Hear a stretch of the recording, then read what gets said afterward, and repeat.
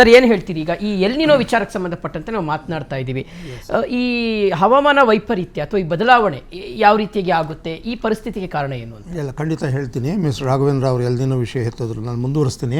ಅದಕ್ಕೆ ಮುಂಚೆ ಅವರು ನಾರ್ತ್ ಕರ್ನಾಟಕದವ್ರು ಮಾತಾಡಿದ್ರು, ಅವರು ಟವಲ್ ಹಾಕೊಂಡಿರಲ್ಲ, ಶರಣಬಸಪ್ಪನವ್ರು ಚೆನ್ನಾಗಿ ಹೇಳಿದ್ರು. ರೈತರು ಅಲ್ಲಿ ಕಂಗೆಟ್ರೆ ಪರಿಣಾಮ ನಗರದ ಮೇಲೆ. ಅಲ್ಲಿನ ರೈತರು ಬಡವರು ಗುಳೆ ಬರ್ತಾರೆ ನಗರಗಳಿಗೆ. ಇಲ್ಲಿ ಬಂದು ಬೀದಿನಲ್ಲಿ ಇದ್ಕೊಂಡು ಅವ್ರಿಗೇನು ನೆಲೆ ಇಲ್ಲ, ಇಲ್ಲಿ ಹಾರಿಬಲ್ ಲೈಫ್ ಲೀಡ್ ಮಾಡ್ತಾರೆ, ಕ್ರೈಮ್ ಜಾಸ್ತಿ ಆಗುತ್ತೆ, ಎಲ್ಲ ರೀತಿ ಪರಿಣಾಮ ನಗರಗಳ ಮೇಲೆ. ನಾನು ಉತ್ತರ ಕರ್ನಾಟಕದಲ್ಲಿ ಕ್ಯಾಂಪ್ ಮಾಡಿದ್ದೆ, 9 ವರ್ಷ ಕೆಲಸ ಮಾಡಿದ್ದೀನಿ. ರಾಯಚೂರು, ಗುಲ್ಬರ್ಗ, ಬಿಜಾಪುರ, ಬೀದರಲ್ಲೆಲ್ಲ ಫೀಲ್ಡ್ ಜಾಲಜಿಸ್ಟ್ ನಾನು ಕ್ಯಾಂಪ್ ಮಾಡಿದ್ದೀನಿ. ಜೀವನವನ್ನು, ಸಮಾಜವನ್ನು ಹತ್ತಿರದಿಂದ ನೋಡಿದ್ದೀನಿ ನಾನು. ಸೊ ಆ ರೀತಿ ಉತ್ತರ ಕರ್ನಾಟಕ ಗಮನ ಹರಿಸ್ಬೇಕು, ಅದೊಂದು. ಆಮೇಲೆ ಹೂಳೆತ್ತೋ ವಿಷಯ ಹೇಳಿದ್ರು. ಈಗ ಕೇಂದ್ರ ಸರ್ಕಾರ ಎಚ್ಚೆತ್ಕೊಂಡಿದೆ. ಈ ಬರ ಪರಿಸ್ಥಿತಿ ಅವರಿಗೆ ಮನವರಿಕೆ ಆಗಿದೆ.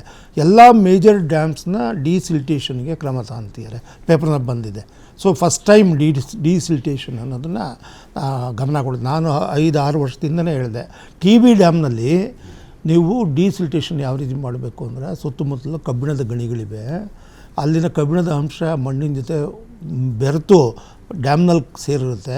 ಒಂದು ದೊಡ್ಡ ಮ್ಯಾಗ್ನೆಟ್ ಹಾಕಿ ಅದನ್ನು ಕಬ್ಬಿಣ ಸಪ್ರೇಟ್ ಮಾಡಿ ನಿಮ್ಗೆ 15-20% ಕಬ್ಬಿಣದ ಅದುರು ಸಿಗುತ್ತೆ. ಗಣಿಗ ಮಾಡೋ ಅವಶ್ಯಕತೆ ಇಲ್ಲ. ನೀವು ಉಳಿದಿದ್ದನ್ನು ಹೂಳನ್ನು ರೈತರು ಕುಡಿ ತಗೊಂಡೋಗ್ತಾರೆ, ರೈತರಿಗೆ ಬಿಟ್ಬಿಡಿ ತಗೊಂಡೋಗ್ತಾರೆ ಅಂತ ಹೇಳಿದ್ದೆ, ಗಮನ ಕೊಡಲಿಲ್ಲ.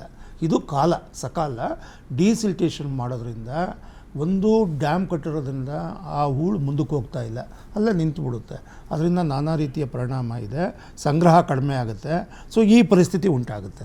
ಒಂದು ಈಗ ಹೇಳೋದಕ್ಕೆ ಭಾಳ ಇದೆ. ಅವರು ತುಂಬ ಚೆನ್ನಾಗಿ ಹೇಳಿದ್ರು, ರಾಜಕೀಯ ಬರ ಅಂತ, ಪೊಲಿಟಿಕಲ್ ಡ್ರೌಟ್ ಅಂತ. ಐಡಿಯಾಸ್ ಇಲ್ಲ, ಐಡಿಯಾಲಜಿ ಇಲ್ಲ.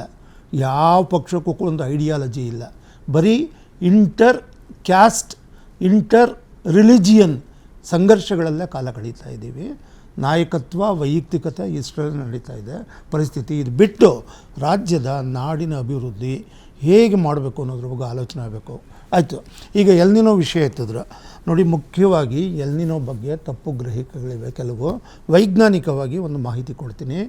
ಎಲ್ ನಿನೋ ಅಂದರೆ ಸೆಂಟ್ರಲ್ ಪ್ಯಾಸಿಫಿಕ್ ಮತ್ತು ಈಸ್ಟ್ ಪ್ಯಾಸಿಫಿಕ್ ವಾಟರ್ಸ್, ಸಿ ವಾಟರ್ನಲ್ಲಿ ಸರ್ಫೇಸ್ನಲ್ಲಿ ಟೆಂಪರೇಚರ್ ಏನಿದೆ ಅದು ನಾರ್ಮಲ್ಲಾಗಿ 24 ಡಿಗ್ರೀಸ್ ಇರಬೇಕು. ಆ ಸೋಲಾರ್ ರೇಡಿಯೇಷನ್ ಇರ್ಬೋದು, ಬೇರೆ ಯಾವುದೇ ಇದು ಇರ್ಬೋದು. 24ಇಂದ 26ಗೆ ಬಂದರೆ ಅದು ವಾರ್ಮಿಂಗ್ ಅಂತ, 24ಇಂದ 22ಗೆ ಬಂದರೆ ಅದು ಕೂಲಿಂಗ್ ಅಂತ.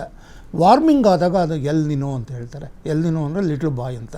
ಅದು ಕ್ರೈಸ್ಟ್, ಬಾಲಕ ಕ್ರೈಸ್ಟು ಡಿಸೆಂಬರ್ ಟೈಮ್ನಲ್ಲಿ ಆದ್ದರಿಂದ ಈ ಫಿನಾಮಿನ ಫಸ್ಟ್ ಟೈಮ್ ಸ್ಟಡಿ ಮಾಡಿದಾಗ ಲಿಟ್ಲ್ ಬಾಯ್ ಅಂತ ಹೇಳ್ತಾರೆ.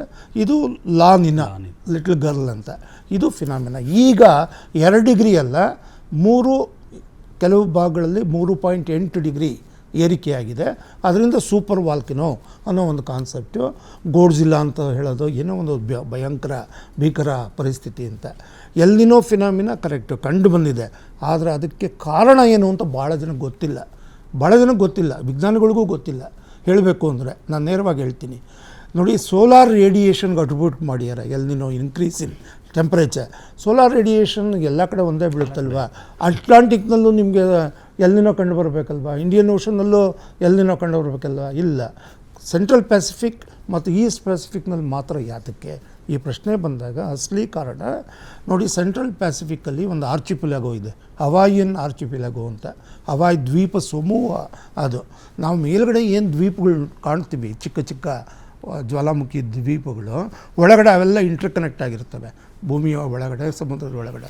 ಅವುಗಳಲ್ಲಿ ಮ್ಯಾಗ್ಮಾ ರೈಸ ಬರುತ್ತೆ ಮೇಲ್ಗಡೆ. ಆ ಮೇಲ್ಗಡೆ ಬಂದಾಗ ಅದು ಹೊರಗಡೆ ಹರಿದು ಬಂದಾಗ ನಾವು ಎರಪ್ಷನ್ ಅಂತೀವಿ. ಹರಿದು ಬರದೇ ಇದ್ದಾಗ, ಒಳಗಡೆ ಇದ್ದಾಗ ಅದರ ತಾಪಮಾನ ಶಿಲೆಗಳ ಮೂಲಕ ನೀರಿಗೂ ಬರುತ್ತೆ. ನೀರಿಗೆ 1000ರಿಂದ 1200 ಡಿಗ್ರಿ ಉಷ್ಣ ಅದು ಸಮುದ್ರ ನೀರಿಗೆ ಟ್ರಾನ್ಸ್ಫರ್ ಆಗುತ್ತೆ. ಈ ಕಾರಣದಿಂದಾಗಿ ಸೆಂಟ್ರಲ್ ಪ್ಯಾಸಿಫಿಕ್ನಲ್ಲಿ ಇನ್ಕ್ರೀಸ್ ಇನ್ ಟೆಂಪ್ರೇಚರ್ ಇದೆ.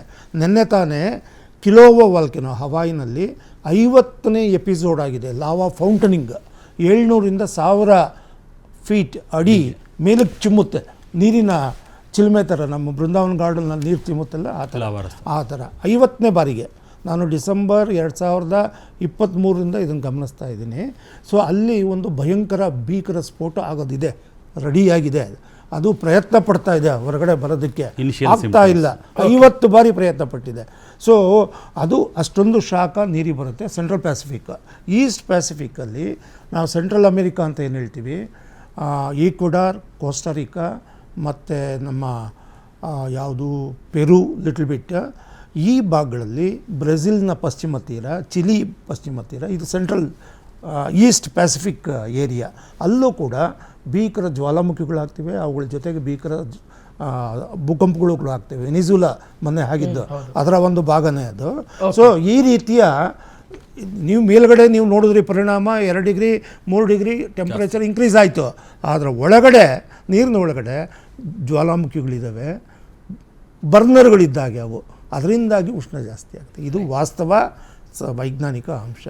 ಓಕೆ ಕುಮಾರಸ್ವಾಮಿ ಸರ್, ಈಗ ತಕ್ಷಣಕ್ಕೆ ರೈತರು ಏನು ಆಗ್ರಹಿಸ್ತಾ ಇದ್ದಾರೆ, ರೈತರಿಗೆ ಏನಾಗಬೇಕಾಗಿದೆ ಅಂತ ಸಂದಿಗ್ಧ ಪರಿಸ್ಥಿತಿಯಲ್ಲಿ ಈಗ ಎಮರ್ಜೆನ್ಸಿಯಾಗಿ ಯಾವುದನ್ನು ನೋಡ್ತೀರಿ ತಾವು? ಕೂಡಲೇ ಮುಖ್ಯಮಂತ್ರಿಗಳು ರೈತ ಮತ್ತು ರೈತ ಮುಖಂಡರ ಸಭೆಯನ್ನು ಕರೆಯಬೇಕು.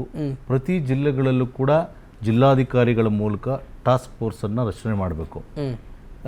ಏನಾದರೂ ಒಂದು ಬೇಸಿಕ್ ಪರಿಹಾರನ ಕೊಡಲೇಬೇಕಲ್ಲ. ಇವತ್ತು ರೈತ ಬೆಳೆ ಇವತ್ತು ಜೂನು ಜುಲೈನಲ್ಲಿ ಬಿತ್ತನೆ ಮಾಡಬೇಕಾದಂಥ ರೈತ ಇವತ್ತು ಬಿತ್ತನೆ ಮಾಡದೆ ಮನೆಯಲ್ಲಿ ಕೈ ಕಟ್ಟು ಕುಳಿತಿರ್ಬೇಕಾದ್ರೆ ಇಂಥ ಸಮಯದಲ್ಲಿ ಹಾಗಾದರೆ ದೂರದೃಷ್ಟಿ ಬೇಕು ನಿಮಗೆ ಸರ್ಕಾರಕ್ಕೆ. ನೋಡಿ, ಈಗ 2028ಕ್ಕೆ ಯಾರು ಮುಖ್ಯಮಂತ್ರಿ ಆಗಬೇಕು, ಯಾರು ಅಧಿಕಾರಕ್ಕೆ ಬರಬೇಕು ಅಂತೇಳಿ ಈಗಲೇ ಚಿಂತನೆ ಮಾಡ್ತೀರಿ. ಅದೇ ಜೂನ್ ಜುಲೈ ತಿಂಗಳಲ್ಲಿ ಬಿತ್ತನೆ ರಸಗೊಬ್ಬರ ಬೇಕು, ಬಿತ್ತನೆ ಬೀಜ ಬೇಕು ರೈತನಿಗೆ ಅಂತಂತೇಳಿ ಯಾವ್ದಾರ ಸರ್ಕಾರಗಳು ಮಂತ್ರಿಗಳು ಚರ್ಚೆ ಮಾಡಿರೋದನ್ನು ನೀವು ನೋಡಿದ್ದೀರಾ? ನಾವು ನೋಡಿಲ್ಲ. ಮತ್ತು ಇವತ್ತು ಬರಗಾಲ ಬಂದಿದೆ, ಇವಾಗ ಯುದ್ಧ ಕಾಲದಲ್ಲಿ ಶಸ್ತ್ರಾಭ್ಯಾಸ ನಮ್ಮ ಸರ್ಕಾರಗಳು ಅದಲ್ಲ. ಈಗ ನೋಡಿ, ಈಗ ಕೆರೆ ಕಟ್ಟೆಗಳನ್ನು ಕಟ್ಟಲಿಲ್ಲ. ಈಗ ಸುಮಾರು ಒಂದು ಅಂಕಿಅಂಶಗಳ ಪ್ರಕಾರ ಬೆಂಗಳೂರಿನಲ್ಲಿ 600 ಕೆರೆಗಳನ್ನು ಮುಚ್ಚಿ ಇವತ್ತು ಸೈಟ್ ಮಾಡಿರುವಂಥದ್ದನ್ನು ಮನೆ ಕಟ್ಟಿರುವಂಥದ್ದನ್ನು ನಾವೆಲ್ಲ ಕೂಡ ನೋಡಿದ್ದೇವೆ. ನೋಡಿ, ಹಿಂದೆ ನಾಲ್ವಡಿ ಕೃಷ್ಣರಾಜ ಒಡೆಯರ್ನ ನಾವು ಯಾಕೆ ನೆನೆಸ್ಕೋತೀವಿ? KRS ಅನ್ನು ಕಟ್ಟಿದ್ರು, ಅವ್ರ ಕಾಲದಲ್ಲಾಯಿತು. ವಿಶ್ವೇಶ್ವರಯ್ಯನವ್ರನ್ನ, ನಾಲ್ವಡಿ ಕೃಷ್ಣರಾಜ ಒಡೆಯರ್ನ ನೋಡಿ, ಆ ರೀತಿಯಾದಂಥ ದೂರದೃಷ್ಟಿ ಉಳ್ಳಂಥ ನಾಯಕರು ಬನ್ನಿ, ಒಂದು ಹೊಸ ಡ್ಯಾಮನ್ನು ಕಟ್ಟಿ, ಕೆರೆಯನ್ನು ಕಟ್ಟಿ, ಮುಂದಿನ ಪೀಳಿಗೆಗೆ ನಿಮ್ದು ಏನಾದರೂ ಒಂದು ಬಿಟ್ಟೋಗ್ಬೇಕು. ಸಾಕ್ಷಿಗುಡ್ಡೆ ಅಂತ ಹೇಳ್ತಾರೆ ಮುಖ್ಯಮಂತ್ರಿಗಳು ಪ್ರತಿ ಸಂದರ್ಭದಲ್ಲೂ ಕೂಡ ನಾನು ನೋಡ್ತಿರ್ತೀನಿ. ಸಾಕ್ಷಿಗುಡ್ಡೆ ಯಾವುದು ಸಾಕ್ಷಿಗುಡ್ಡೆ? ಒಂದು ಕೆರೆಯನ್ನು ರೈತರ ಭೂಮಿಯನ್ನು ಕಿತ್ಕೊಳ್ಳೋದು ಸಾಕ್ಷಿಗುಡ್ಡೆನಾ? ಅಲ್ಲಿನ 10 ಲಕ್ಷ ಗಿಡಗಳನ್ನು ನಾಶ ಮಾಡೋದು ಸಾಕ್ಷಿಗುಡ್ಡೆನಾ? ಅದೆಲ್ಲ ಮುಖ್ಯಮಂತ್ರಿಗಳು ವಿನಂತಿ ಮಾಡ್ತೀನಿ, ಮೇಕೆದಾಟು ಅಣೆಕಟ್ಟನ್ನು ಕಟ್ಟಿ, ಆ ಅಣೆಕಟ್ಟಲ್ಲಿ ವೇಸ್ಟಾಗಿ ಸಮುದ್ರಕ್ಕೆ ಹೋಗ್ತಿದೆ ನೀರು, ಅದನ್ನು ಬೆಂಗಳೂರು ಇವಾಗ ಆಯಿತು. ನಮ್ಮ ಎಲ್ಲ ಎಕ್ಸ್ಪರ್ಟ್ಸ್ಗಳು ಹೇಳಿದಾಗ ಆಯಿತು. ಇನ್ನು 3-4 ತಿಂಗಳುಗಳು ಹೋದರೆ ಬೆಂಗಳೂರಿಗೆ ಈ ರೀತಿ ಮಳೆಯ ವೈಪರೀತ್ಯ ಆದರೆ ಕುಡಿಲಿಕ್ಕೆ ನೀರನ್ನು ಎಲ್ಲಿ ತರ್ತೀರಿ ಬೆಂಗಳೂರು ಜನರಿಗೆ? ನೀವು ಉತ್ತರ ಕರ್ನಾಟಕದಿಂದ ವಲಸೆ ಬಂದು ಇಲ್ಲಿಗೆ ಬರ್ತಿದ್ರಲ್ಲ, ಇಲ್ಲಿನ ಬೆಂಗಳೂರಿನ ಜನ ಕರೋನಾ ಟೈಮಲ್ಲಿ ಏನಾಯ್ತು ನೋಡಿ, ಕರೋನಾ ಸಂದರ್ಭದಲ್ಲಿ ಹಳ್ಳಿಗಳಿಗೆ ಗುಳೆ ಹೋದ್ರಲ್ಲ, ತೋಟ ಫಾರ್ಮ್ ಹೌಸ್ಗಳು, ರಿಲೇಷನ್ಸ್ ಮನೆಗಳು, ರೈತರ ಮನೆಗಳಿಗೆ ಹೋದ್ರಲ್ಲ, ಆ ರೀತಿಯಾದಂಥ ಪರಿಸ್ಥಿತಿ ಬರ್ತದೆ. ಇವತ್ತು ಸೂಕ್ತವಾದಂಥ ಸಮಯ ರಾಜ್ಯ ಸರ್ಕಾರ ಮತ್ತು ಕೇಂದ್ರ ಸರ್ಕಾರ ಗಂಭೀರವಾಗಿ ವಿಚಾರವನ್ನು ತಗೊಳ್ಬೇಕು. ಏನು ಇವತ್ತಾಯ್ತು, ಮುಂದೆ ಮಳೆ ಬರ್ಬೋದು ಅಂತಕ್ಕಂಥ ಕೈ ಕಟ್ಕೊಳ್ಕೊಳ್ಳೋದಲ್ಲ, ಇದನ್ನ ರಾಜಕೀಯ ಬರವನ್ನ ಬಿಟ್ಟು ನಿಭಾಯಿಸೋದನ್ನ ಬಿಟ್ಟು ಕೃಷಿಯ ಬರವನ್ನ, ಈ ನೀರಿನ ಬರವನ್ನ ನಿಭಾಯಿಸಬೇಕು ಅಂತಂತೇಳಿ ನಾನು ಒತ್ತಾಯ ಮಾಡ್ತೇನೆ. ಈಗ ನೋಡಿ, ಇವರು ಒಂದು ಪಾಯಿಂಟ್ ಹೇಳಿದ್ರು, ಶವರ್ ಬಾತ್ ಎಲ್ಲ ಸ್ಟಾಪ್ ಮಾಡಿ ಅಂತ. ದಟ್ಸ್ ಫ್ಯಾಮಿಲಿ ಲೆವೆಲ್ನಲ್ಲಿ. ಕಮ್ಯುನಿಟಿ ಲೆವೆಲ್ನಲ್ಲಿ ನಾನು 2013ರಲ್ಲಿ ವರ್ಲ್ಡ್ ವಾಟರ್ ಡೇ ಆದಾಗ ಒಂದು ಸೆಮಿನಾರ್ನಲ್ಲಿ ಮಾತಾಡಿದ್ದೆ. ಆಗ ನೀರಿನ ಕೊರತೆ ಕೂಡ ಇತ್ತು. ಈ ಸ್ವಿಮ್ಮಿಂಗ್ ಪೂಲ್ ಒಳಗೆ ನೀರು ಸಪ್ಲೈ ಮಾಡೋದು, ಪಾಟಬಲ್ ವಾಟರ್ ಸಪ್ಲೈ ಮಾಡೋದು, ಕ್ಲೋರಿನೇಟೆಡ್ ವಾಟರ್ ಸಪ್ಲೈ ಮಾಡೋದು ನಿಲ್ಲಿಸಿ ಅಂತೇಳಿದೆ. ಅದು ಪೇಪರ್ನಲ್ಲಿ ಬಂತು. ನೆಕ್ಸ್ಟ್ ಡೇನೇ ಸಪ್ಲೈ ನಿಲ್ಲಿಸಿದ್ರು. ಬೆಂಗಳೂರಿನಲ್ಲಿ ಎಷ್ಟು ಸ್ವಿಮ್ಮಿಂಗ್ ಪೂಲ್ಗಳಿವೆ, ಎಷ್ಟು ವಾಟರ್ ವೇಸ್ಟ್ ಆಗುತ್ತೆ, 5 ಸ್ಟಾರ್ ಹೋಟ್ಲುಗಳಲ್ಲಿ ಎಷ್ಟು ಸ್ವಿಮ್ಮಿಂಗ್ ಪೂಲ್ಗಳಿದೆ, ಎಷ್ಟು ವಾಟರ್ ವೇಸ್ಟ್ ಆಗುತ್ತೆ, ಎಲ್ಲೆಲ್ಲಿ ವಾಟರ್ ಎಕ್ಸಸ್ ಯೂಸ್ ಇದೆಯೋ ಒಂದು ಸರ್ವೆ ಮಾಡಿ ಸ್ಟಾಪ್ ಮಾಡಿ ಇಮಿಡಿಯೇಟಾಗಿ. ಪ್ರಯಾರಿಟಿ ಡ್ರಿಂಕಿಂಗ್ ವಾಟರ್ ಕೊಡಿ. ಇದು ಸರ್ಕಾರ ಮಾಡಬೇಕಾದ ಕೆಲಸ. ಸಿದ್ದನಗೌಡರು, ಈಗ ಒಂದು ಈ ಮಧ್ಯಪ್ರಾಚ್ಯದಲ್ಲಿ ಬಿಕ್ಕಟ್ಟು ಎದುರಾಯ್ತಲ್ಲ, ಆಗ ಪೆಟ್ರೋಲು ಡೀಸೆಲ್ ಕಡಿಮೆ ಯೂಸ್ ಮಾಡಿ, ಚಿನ್ನ ತಗೋಬೇಡಿ ಅಂತ ಹೇಳಿದರು ಪ್ರಧಾನಿ ನರೇಂದ್ರ ಮೋದಿ ಅವರು, ದೇಶಕ್ಕೆ ಕರೆ ಕೊಟ್ಟಿದ್ರು. ಸೊ ಈಗ ಆ ರೀತಿಯಾಗಿ ಅಂದರೆ ನಾವು ದೇಶದ ಪ್ರಜೆಯಾಗಿ, ನಾಗರಿಕರಾಗಿ ನಮ್ಮ ಕರ್ತವ್ಯ ಏನು, ನೀರನ್ನು ಯಾವ ರೀತಿಗೆ ಬಳಕೆ ಮಾಡ್ಕೊಳ್ಬೇಕು, ಮಿತ ಬಳಕೆ ಮಾಡ್ಕೊಳ್ಬೇಕು ಅನ್ನೋದ್ರ ಬಗ್ಗೆ ಪ್ರಧಾನಿಗಳ ಕಡೆಯಿಂದ ಏನಾದರೂ ಕರೆ ಕೊಟ್ಟರೆ ಅದು ಸರಿ ಅಂತ ಅನಿಸುತ್ತಾ ಅನ್ನೋದು. ಯಾಕಂದರೆ ನಾನು ಕಾಂಗ್ರೆಸ್ಸಿಗರನ್ನು ಕೇಳೋದಕ್ಕೆ ಇಲ್ಲಿ ಕಾಂಗ್ರೆಸ್ ವಕ್ತಾರರು ಯಾರೂ ಇಲ್ಲ ಅಂತ. ಸೊ ರಾಜ್ಯ ಸರ್ಕಾರದ ಪರವಾಗಿ ಯಾರೂ ಮಾತಾಡೋರಿಲ್ಲ, ತಾವು ಕೇಂದ್ರ ಸರ್ಕಾರದ ವಿಚಾರವಾಗಿ ಮಾತನಾಡ್ಬೋದು ಅಂತ. ಆಮೇಲೆ ಕೇಂದ್ರ ಸರ್ಕಾರದ ಜವಾಬ್ದಾರಿಗಳ ಈ ಸಂದರ್ಭದಲ್ಲಿ ಯಾವ ರೀತಿಯಾಗಿ ಇರಬೇಕು ಅಂತ ಹೇಳ್ತೀರಿ, ಬೀಯಿಂಗ್ ಎ BJP ಪರ್ಸನ್? ಅಲ್ಲ, ಈಗಾಗಲೇ ಸಂಪನ್ಮೂಲ ವ್ಯಕ್ತಿಗಳು ಬಹಳಷ್ಟು ವಿಚಾರಗಳನ್ನ ವ್ಯಕ್ತಪಡಿಸಿದ್ರು. ಪ್ರಧಾನಮಂತ್ರಿಗಳು ಕೇವಲ ಬರಗಾಲ ಬಂದಾಗ ಅಷ್ಟೇ ಅಂತಲ್ಲ, ವಾಟರ್ ಹಾರ್ವೆಸ್ಟಿಂಗ್ ಯಾವ ರೀತಿಯಾಗಿ ನಮ್ಮ ವಿಶ್ವ ನೀರಿನ ದಿನಾಚರಣೆ ಇರುತ್ತೋ ಅವತ್ತಿನವರೆಗೂ ಕೂಡ ಸ್ಪೆಷಲ್ ಆರ್ಟಿಕಲ್ ಬರೆದು ನೀರನ್ನ ಮುಂದೆ ಗ್ಲೋಬಲ್ ವಾರ್ಮಿಂಗ್ ಇರ್ಬೋದು, ವಿಶ್ವ ಸಂಸ್ಥೆ ಒಳಗಡೆ ಸಹಿತ ಹವಾಮಾನ ಮತ್ತು ನೀರಿನ ಬಗ್ಗೆ ಈಗಾಗಲೇ ಪ್ರಧಾನಮಂತ್ರಿಗಳು ಮಾತನಾಡಿರ್ತಕ್ಕಂಥದ್ದು. ಮತ್ತು ಇವತ್ತು ದೇಶದೊಳಗೆ 60%ಕ್ಕಿಂತ ಹೆಚ್ಚಿನ ಮಳೆಯ ಕೊರತೆ ಇರೋದ್ರಿಂದ, ನಮ್ಮ ರಾಜ್ಯದಲ್ಲಿ 40ಕ್ಕಿಂತ ಹೆಚ್ಚು ಪ್ರತಿಶತ ಮಳೆ ಕೊರತೆ ಇರೋದ್ರಿಂದ ಪ್ರಧಾನಮಂತ್ರಿಗಳು ಖಂಡಿತವಾಗ್ಲೂ ಈ ಬಗ್ಗೆ ಒಂದು ಎಲ್ಲರಿಗಲ್ಲಿ ಕೂಡ ಭಾರತ ದೇಶದ ಪ್ರಜೆಗಳಲ್ಲಿ ಒಂದು ಜಾಗೃತಿಯ ಪೂರ್ವಕವಾಗಿರ್ತಕ್ಕಂಥ ನೀರಿನ ಕಡಿಮೆ ಬಳಕೆ ಮತ್ತು ಅದರ ಅವೇರ್ನೆಸ್ ಬಗ್ಗೆ ಮಾತನಾಡೋದು ಖಂಡಿತವಾಗಿ ಕೂಡ ಮಾತನಾಡ್ತಾರೆ ಅಂತಕ್ಕಂಥದ್ದು ನಮ್ಮ ಭಾವನೆ ಇದೆ. ಅದರ ಜೊತೆಗೆ ಒಂದು ಕೇಂದ್ರ ಸರ್ಕಾರ ಯಾವುದು ರಾಜ್ಯದೊಳಗಡೆ ಇಡೀ ದೇಶದೊಳಗಡೆ ಇವು ಮಳೆ ಕೊರತೆ ಯಾವ ರೀತಿಯಾಗಿ ಇದೆಯೋ ಅದು ಕೂಡ ಕರ್ನಾಟಕ ಕೂಡ ಹೊರತುಪಡಿಸಿ ಇರ್ತಕ್ಕಂಥದ್ದು ಇಲ್ಲ. ಆದ್ರೆ ಕೇಂದ್ರ ಸರ್ಕಾರವು ಕೂಡ ಯಾವ ರಾಜ್ಯಗಳಿಗೆ ಯಾವ್ಯಾವ ರೀತಿಯಾಗಿರ್ತಕ್ಕಂಥ ಇಫೆಕ್ಟ್ಗಳು ಇದ್ದಾವೋ ಅಲ್ಲಿ ಸ್ಪಂದನೆ ಮಾಡ್ತಕ್ಕಂಥ ಕೆಲಸವನ್ನು ಕೇಂದ್ರ ಸರ್ಕಾರ ಖಂಡಿತವಾಗಿಯೂ ಕೂಡ ಮಾಡುತ್ತೆ. ಆದ್ರೆ ರಾಜ್ಯ ಸರ್ಕಾರ ತಕ್ಷಣವಾಗಿ ಕೇಂದ್ರದ ಮುಂದೆ ಅಂದ್ರೆ ಯಾವ ನೀತಿ ನಿಯಮಗಳು ನಮ್ಮಲ್ಲಿ ಇದಾವೋ ಆ ರೀತಿಯಾಗಿ ರಾಜ್ಯದೊಳಗಡೆ ಇರ್ತಕ್ಕಂಥ ಈ ಭೀಕರತೆ ಎಷ್ಟಿದೆ, ತೀವ್ರತೆ ಎಷ್ಟಿದೆ ಅಂತಕ್ಕಂಥದನ್ನ ಕೇಂದ್ರದ ಮುಂದೆ ತಕ್ಷಣವಾಗಿ ಸಲ್ಲಿಸಿದ್ರೆ ಅದಕ್ಕೆ ಕೂಡಲೇ ಸ್ಪಂದಿಸಿ, ಈಗಾಗಲೇ ಕುಮಾರಸ್ವಾಮಿ ಅವರು ಹೇಳಿದ್ರಲ್ಲ, ರೈತರಿಗೆ ಅನುಕೂಲಕರವಾಗಿರ್ತಕ್ಕಂಥ ವಾತಾವರಣವನ್ನ ನಾವು ನಿರ್ಮಿಸಬೇಕಾಗತ್ತೆ. ಅಧ್ಯಯನ ತಂಡ ಅಂತ ಪದೇ ಪದೇ ನಾವು ಈ ಹಿಂದೆ ಕೇಳಿಸ್ಕೊಂಡಿದೀವಿ. ಬಹುಶಃ ಅಂತ ಪರಿಸ್ಥಿತಿ ಈಗ ಬರ್ತಾ ಇದೆ ಅಂತ. ಸೊ ಜವಾಬ್ದಾರಿ ಕೇಂದ್ರ ಮಾಡ್ಬೇಕು ಅಥವಾ ರಾಜ್ಯ ಮಾಡ್ಬೇಕು ಫಸ್ಟ್ ಅಂತ? ಅಲ್ಲ, ರಾಜ್ಯ ಯಾವಾಗ ಕೇಂದ್ರಕ್ಕೆ ಮನವಿಯನ್ನು ಮಾಡುತ್ತೋ ಕೇಂದ್ರಕ್ಕೆ ಅವು ಎಲ್ಲ ಈ ಕೊಟ್ಟಿರ್ತಕ್ಕಂಥ ಅಂಕಿ ಅಂಶಗಳು ಮತ್ತು ಆನಂತರ ಏನು ನಮ್ಮ ಸಂಪನ್ಮೂಲ ವ್ಯಕ್ತಿಗಳಿದ್ದಾರೋ ಆ ಸ್ಟ್ಯಾಟಿಸ್ಟಿಕ್ಸ್ ಮತ್ತು ಈ ಟೆಕ್ನಿಕಲಿ ಸರಿಯಾಗಿರ್ತಕ್ಕಂಥದ್ದಿದ್ರೆ ಕೇಂದ್ರದ ಅಧ್ಯಯನ ತಂಡ ರಾಜ್ಯಕ್ಕೆ ಬರ್ತಕ್ಕಂಥ ಅವಶ್ಯಕತೆನೇ ಇಲ್ಲ. ಯಾವಾಗ ಅದ ವೇರಿಯೇಷನ್ ಆಗುತ್ತೋ, ನಾವು 1,000 ಕೋಟಿ ರೂಪಾಯಿ ಲಾಸ್ ಆಗಿರುತ್ತೆ, ಅದನ್ನ 10,000 ಕೋಟಿ ರೂಪಾಯಿ ವರದಿಯನ್ನಾಗಿ ಏನಾದ್ರು ರಾಜ್ಯ ಸರ್ಕಾರ ಸಲ್ಲಿಸಿದಾಗ ಕೇಂದ್ರ ಅವಾಗ ಅಧ್ಯಯನ ಟೀಮ್ ಅನ್ನ ಮಾಡಿ ಇದು ಸರಿಯಾಗಿದೆಯೋ ಇಲ್ಲೋ ಅಂತಕ್ಕಂಥ ಒಂದ್ಸಲ ಪರಿಶೀಲನೆ ಮಾಡ್ಲಿಕ್ಕೆ ಕಳಿಸ್ತಕ್ಕಂಥ ವ್ಯವಸ್ಥೆಗಳು ಇರ್ತವೆ. ಅಂತಹ ವ್ಯವಸ್ಥೆಗಳನ್ನ ರಾಜ್ಯ ಸರ್ಕಾರ ಈಗಾಗಲೇ ಮಾಡಬೇಕಾಗಿತ್ತು. ಆದ್ರೆ ರಾಜ್ಯ ಸರ್ಕಾರ ಇನ್ನೂವರೆಗೂ ತನ್ನಲ್ಲಿ ಇರ್ತಕ್ಕಂಥ SDRF ಇದೆ, ಅದನ್ನು ಕೂಡ ತಮ್ಮ ತಾಲೂಕಾ ದಂಡಾಧಿಕಾರಿಗಳು, ಇವತ್ತು ತಹಶೀಲ್ದಾರ್ಗಳಿದ್ದಾರೆ, ಒಂದು ಹೋಬಳಿ ಮಟ್ಟದೊಳಗಡೆ ಉಪ ತಹಶೀಲ್ದಾರ್ಗಳಿದ್ದಾರೆ, ಜಿಲ್ಲೆ ಒಳಗಡೆ DC-ಗಳಿದ್ದಾರೆ.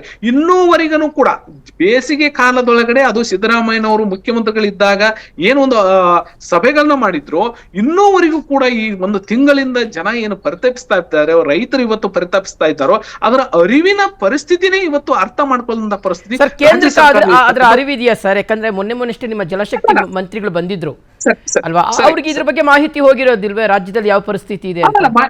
ಮಾಹಿತಿ ಹೋಗಿರುತ್ತೆ. ಕೇಂದ್ರ ಸರ್ಕಾರ ನೇರವಾಗಿ ರಾಜ್ಯದ ವಿಷಯಗಳಲ್ಲಿ ಕೈ ಹಾಕ್ಲಿಕ್ಕೆ ಬರೋದಿಲ್ಲ. ಯಾವಾಗ ರಾಜ್ಯ ಕೇಂದ್ರಕ್ಕೆ ಮನವಿ ಮಾಡುತ್ತೋ ಅದನ್ನ ಮಾಡ್ತಾ ಇವು. ಇನ್ನೂ ಕೂಡ ಬರಗಾಲದ ಪರಿಸ್ಥಿತಿ ಒಳಗಡೆ ರಾಜ್ಯ ಸರ್ಕಾರ ತನ್ನ ವಿವೇಚನೆಯನ್ನ ಮಾಡದೇ ಇದ್ರೆ ಕೇಂದ್ರ ನೇರವಾಗಿ ರಾಜ್ಯದ ಒಳಗಡೆ ಎಂಟ್ರಿ ಆಗತ್ತೆ. ಅದು ಖಂಡಿತವಾಗ್ಲೂ ಕೂಡ ಇರುತ್ತೆ. ಆದ್ರೆ ಪ್ರತಿ ಜಲಾಶಯದೊಳಗಡೆ ಇರ್ತಕ್ಕಂಥ ಪರಿಸ್ಥಿತಿ ಏನಿದೆ, ಯಾವ ರೀತಿಯಾಗಿದೆ ಅಂತಕ್ಕಂಥ ಕೂಡ ಕೇಂದ್ರ ಗಮನಿಸ್ತಾ ಇರುತ್ತೆ. ಕೇಂದ್ರದವರು ಕೂಡ ಅದರ ಅರಿವು ಅಂತಕ್ಕಂಥದ್ದು ಇರುತ್ತೆ, ಯಾವ ರಾಜ್ಯಕ್ಕೆ ಏನ್ ಮಾಡ್ಬೇಕಂತಕ್ಕಂಥದ್ದು ಕೂಡ ಇರುತ್ತೆ. ಆದ್ರೆ ರಾಜ್ಯ ಸರ್ಕಾರ ಮೊದಲಗಡೆ ಇರ್ತಕ್ಕಂಥ ಒಂದು ಶಾಲೆಗೆ ಮಗು ಹೋಗ್ತಾ ಇದೆ ಅಂತಂದ್ರೆ ಶಾಲೆ ಒಳಗಡೆ ಏನಾಗ್ತಾ ಇದೆ ಅನ್ನೋದು ಪಾಲಕರು ಯಾವುದೋ ಒಂದು ದಿವಸ ಹೋಗಿ ನೋಡೋದು ಬೇರೆ, ಪ್ರತಿದಿನವೂ ಕೂಡ ಅಲ್ಲಿಯ ಮಾಹಿತಿಯನ್ನು ಕೊಡ್ಬೇಕಾಗಿರುತ್ತೆ. ಆ ಮಗು ಅಲ್ಲಿ ಶಿಕ್ಷಕರು ಯಾವ ರೀತಿಯಾಗಿ ಇರ್ತಾರೋ ಅದೇ ರೀತಿ ಇವತ್ತು ನಮ್ಮ ರಾಜ್ಯದ ಸಂಪೂರ್ಣವಾಗಿರ್ತಕ್ಕಂಥ ವರದಿಯನ್ನು ಕೊಡಬೇಕಾಗಿರ್ತಕ್ಕಂಥದ್ದು ನಮ್ಮ ರಾಜ್ಯ ಸರ್ಕಾರದ ಅಧಿಕಾರಿಗಳು ಮತ್ತು ರಾಜ್ಯದೊಳಗಡೆ ಇರ್ತಕ್ಕಂಥ ಅಧಿಕಾರವನ್ನು ನಡೆಸ್ತಕ್ಕಂಥ ನಮ್ಮ ಎಲ್ಲ ಮಂಡಲ ಮತ್ತು ಮಂತ್ರಿಗಳು, ಮುಖ್ಯಮಂತ್ರಿಗಳು ಅದಕ್ಕೆ ಜವಾಬ್ದಾರಿಯಾಗಿರ್ತಾರೆ. ಅದಕ್ಕಾಗಿ ರೈತರು ಮತ್ತೆ ಆತ್ಮಹತ್ಯೆ, ಯಾಕಂದ್ರೆ ಇಡೀ ದೇಶದೊಳಗಡೆ ಅತಿ ಹೆಚ್ಚು ರೈತರು ಆತ್ಮಹತ್ಯೆ ಮಾಡ್ಕೊಂಡಿರ್ತಕ್ಕಂಥ ಕುಗ್ಗ ಒಂದು ವ್ಯವಸ್ಥೆಗೆ ನಮ್ಮ ಇವತ್ತು ರಾಜ್ಯ ಬಂದ್ ನಿಂತಿದೆ. ಅದಕ್ಕೆ ದಯವಿಟ್ಟು ಆ ರೈತರು ಆತ್ಮಹತ್ಯೆ ಕಾಂಟ್ರಿಬ್ಯೂಷನ್ ಎಲ್ಲಾ ಪಕ್ಷದವರು ಇದೆ ಸರ್, ಅದಕ್ಕೆ ಎಲ್ಲರೂ ಕಾಂಟ್ರಿಬ್ಯೂಷನ್ ಇದ್ದಾರೆ, ಎಲ್ಲಾ ಸರ್ಕಾರಗಳಲ್ಲೂ ಆಗಿದೆ ಸರ್. ಅಲ್ಲ, ಮೊದಲಗಡೆನೆ ಹೇಳಿದ್ದೀನಿ ನಾನು, ಇದ್ರ ಒಳಗಡೆ ರಾಜಕಾರಣ ಅಂತಕ್ಕಂಥದ್ದು ಮತ್ತು ರಾಜ್ಯದ ಹಿತಾಸಕ್ತಿಯನ್ನ ಬಿಟ್ಟು ಕೇವಲ ಪಕ್ಷವನ್ನ ಓಲೈಸಿಕೊಳ್ಳುವಂತೆ ಮಾತನಾಡುವಂತ ಪರಿಸ್ಥಿತಿ ಇದಲ್ಲ. ಯಾಕಂದ್ರೆ ಪ್ರಕೃತಿ ವಿಕೋಪದೊಳಗಡೆ ಇರ್ತಕ್ಕಂಥದ್ದು ರಾಜ್ಯ ಸರ್ಕಾರಕ್ಕೆ ಎಷ್ಟು ಜವಾಬ್ದಾರಿ ಇದೆಯೋ ಕೇಂದ್ರ ಕೂಡ ಅಷ್ಟೇ ಜವಾಬ್ದಾರಿ ಇದೆ. ಆದ್ರೆ ಆ ಮನವಿಯನ್ನ ಮಾಡಬೇಕಾಗಿರ್ತಕ್ಕಂಥ ರಾಜ್ಯದ ಸರ್ಕಾರದ ಕರ್ತವ್ಯ.